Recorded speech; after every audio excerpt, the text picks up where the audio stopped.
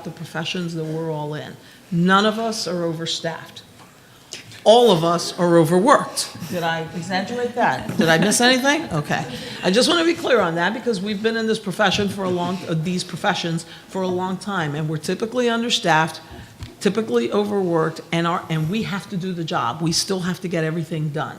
So the way I always describe it to my staff is the train's moving down the track, and whatever we got to fix it while that train is moving.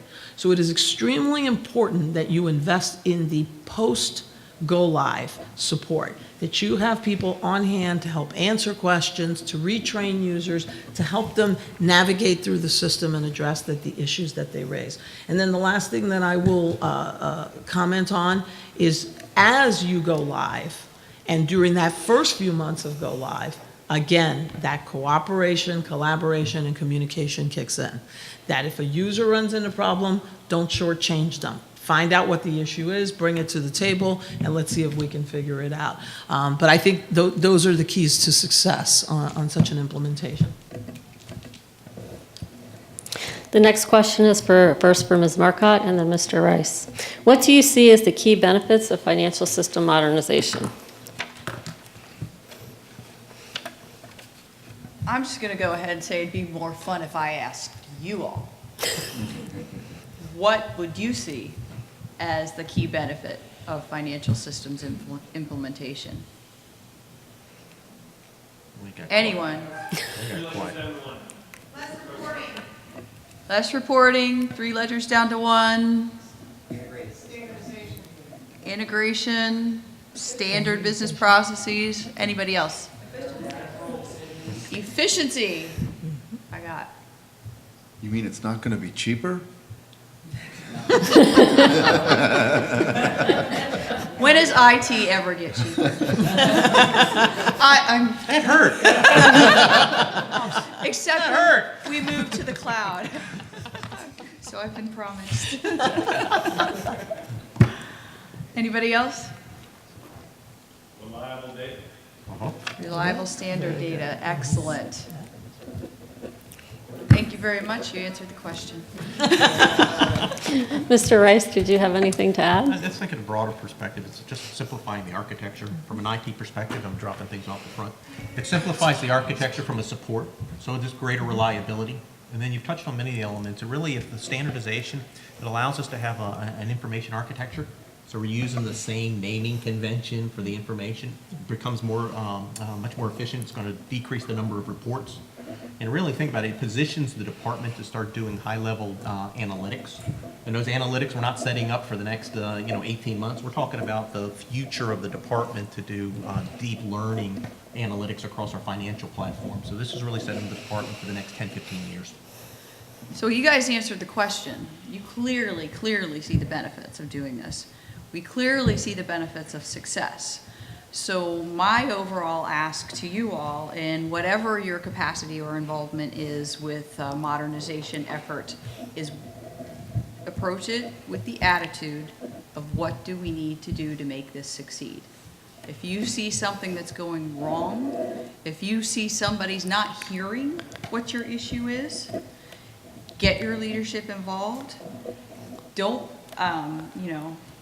only people, I don't know what that saying is about throwing stones at glass houses or something, but I'm not sure how it's relevant either.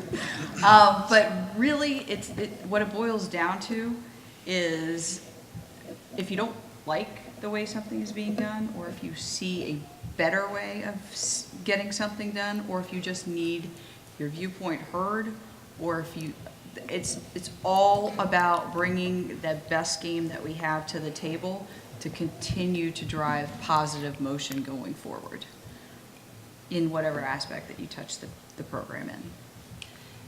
I want to add something to what Stacy just said, because you touched on a very important point. One of the reasons that we are achieving success, and one of the reasons we recognize the problems that we had with DOI, is the leadership team. It was the leadership team coming together and really talking through, and not how do I want to say, we didn't ignore what our folks were telling us. We understood that they were going through some change management difficulties and that in some cases they weren't necessarily happy, but we listened to them. And then we came together and said, is this really an issue or is it a change management problem? And we started seeing real issues surface and talking amongst ourselves. And what we saw was a lot of consistency in what those issues was. And that leadership involvement, that leadership trying to understand what the issues were, how it was impacting the staff, and what we could do to address those issues became extremely important. And I do want to caveat what I'm saying with one thing. I'm not saying that shared services doesn't work. Shared services does work. We've seen successful shared services. We have successful shared services within our own department. Coast Guard is the shared services provider for CWMD and TSA under existing systems and now under the new system. And we've seen other agencies be successful sharing services across other agencies. In this case, a complex agency like DHS was trying to go and put its requirements into a system that was never designed to fulfill the complexity that we have. For a shared service provider who did not even understand, they really did not know how complex our environment would be, what our volume really looked like. I think that's a fair description. Their largest customer was probably a quarter of what CWMD is. Would you agree with that, Patrick? Yeah, I think if DNDO or CWD had moved to their previous solution, they had experience with it. They knew how to bring people on. They had 17 good customers up and running in a normal time frame. But the complexity, and we were building for the larger components to follow, really was something that they acknowledged in the end that it was beyond their capacity. But again, they're a good service provider for other customers in other business areas. Sure. So we have about 10 minutes left, so we're going to go ahead and cut over to questions for the audience. For those that have questions, please step up to the mic, and we just ask that you give us your name, the organization you represent, and state which panelist you're directing the question to.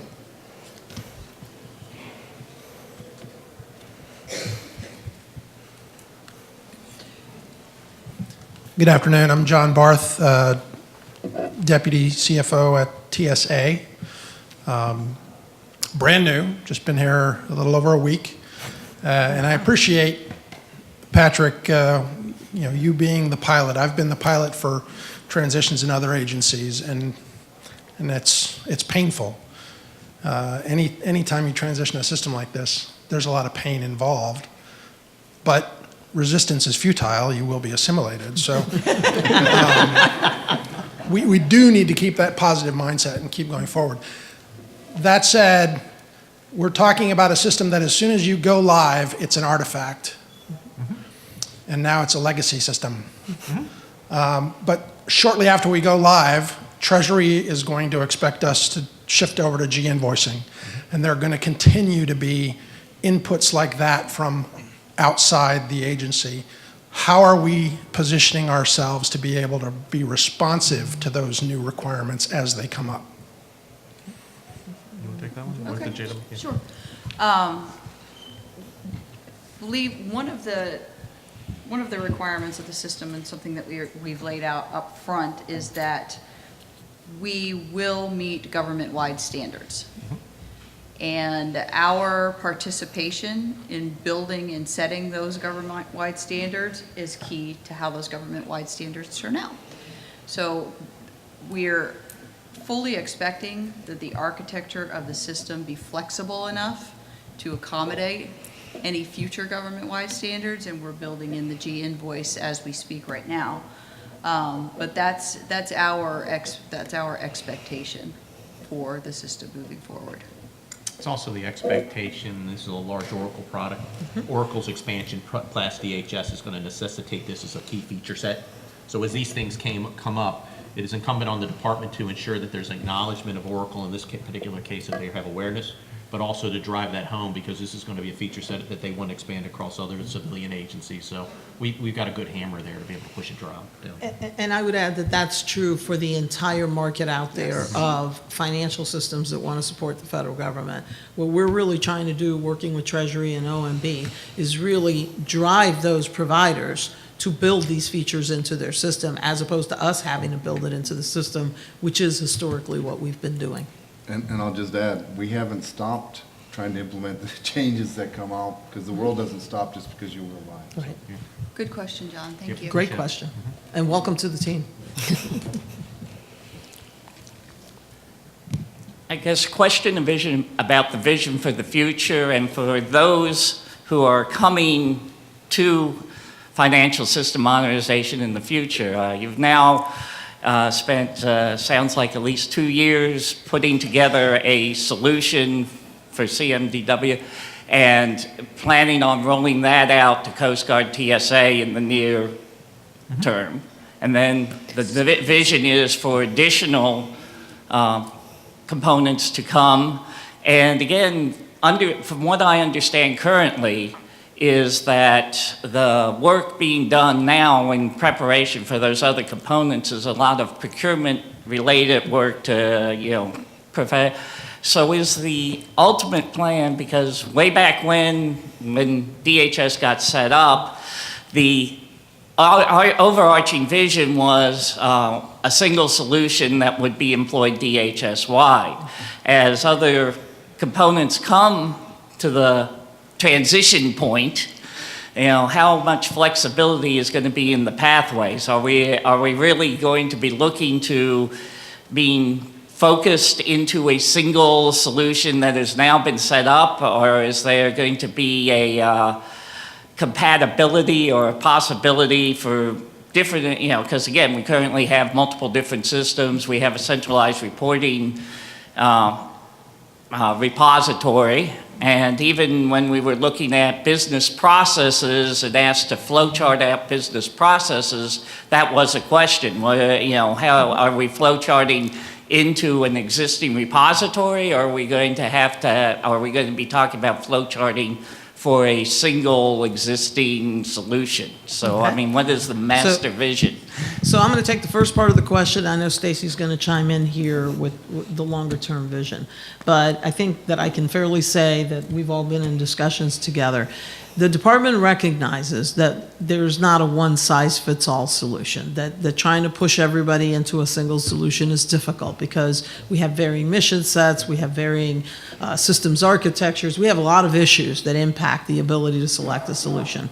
And so what we want to do is give the flexibility of addressing component unique needs while making sure that they move to a modernized financial system solution that meets federal standards.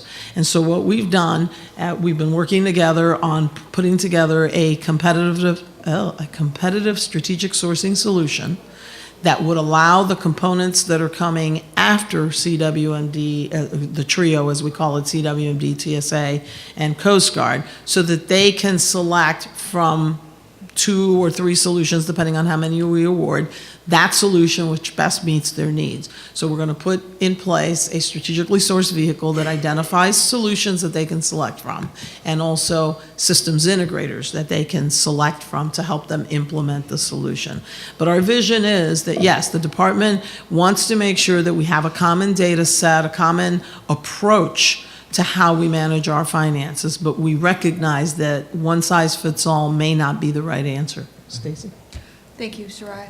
So after we have the standard business processes defined, the common data sets defined, and we're on modern systems, then we will take the approach of how can we consolidate and become more efficient in our operations and in our system side. Because the strategic sourcing vehicle that Soraya talked about is enterprise-wide, that for any of the system solutions that are available, they will be available enterprise-wide. So it's not until we have standards set for 85% of our business processes with some of the component unique ones built on, and we have modern systems in place that we can then start evaluating where are our efficiencies in how we operate, who is a center of excellence for transaction processing, and then can we consolidate our infrastructure and footprint after that. And I think it's important to mention that consolidation doesn't mean just going down to one system. It really means about how we operate. Yes, because with common data, you can integrate and have a common reporting with business intelligence just like that and have it be seamless. Exactly.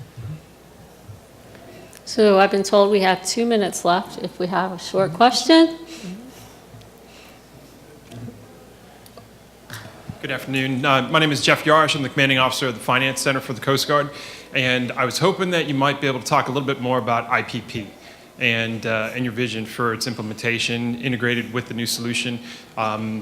The context to the question is that in current state, we do have some workflows that allow for a certain degree of automation.